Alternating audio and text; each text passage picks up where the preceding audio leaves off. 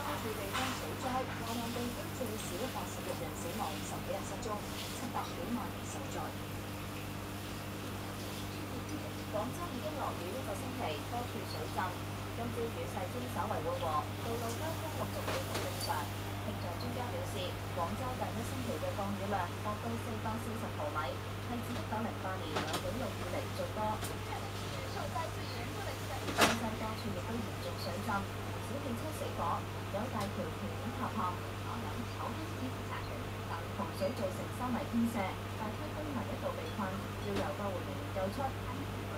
氣象部門預計，湖北、廣東、重慶同貴州等地未來3日仍有大雨，部分地區會出現大風同冰雹等強對流天氣。受惡劣天氣影響，黑龍江蘇化市出現龍捲風同冰雹天氣，2000間房屋損毀，至少5人死亡，500人要緊急疏散。無線電視記者潘明報導。咁機構提出服務請啲智障人士幫啲好忙嘅市民買餸喎。咁樣既可以為啲智障人士提供到就業機會啦，亦都可以解決到上班不足冇時間買餸飯嘅喎。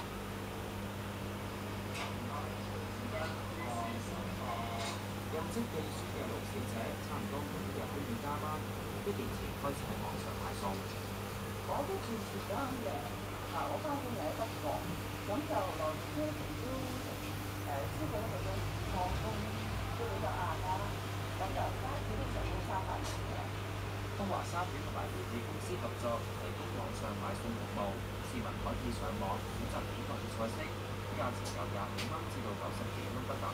每朝10點接單之後，工作人員就去到街市採購食材，再喺工廠清洗、調味之後包裝埋，就會送到去客戶嘅公司或者屋企。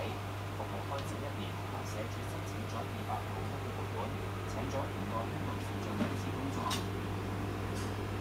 設嘅準備食材睇落去好似好簡單，但係老師話，對於輕度智障嘅朋友嚟講，要佢哋識得切嘢，認識晒所有嘅食材，同埋了解廚房嘅運作啦，都需要1年時間去學習㗎。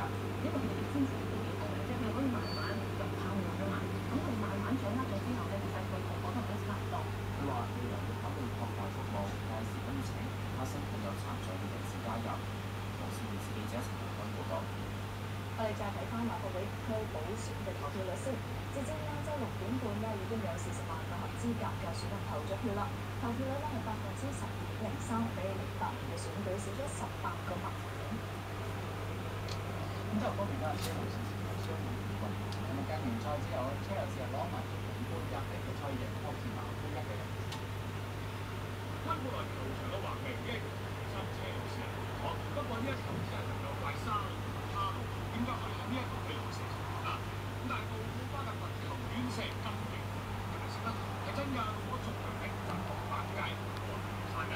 以上係車路士上半場之中，跨入球2次，嗱呢一場波應該係天。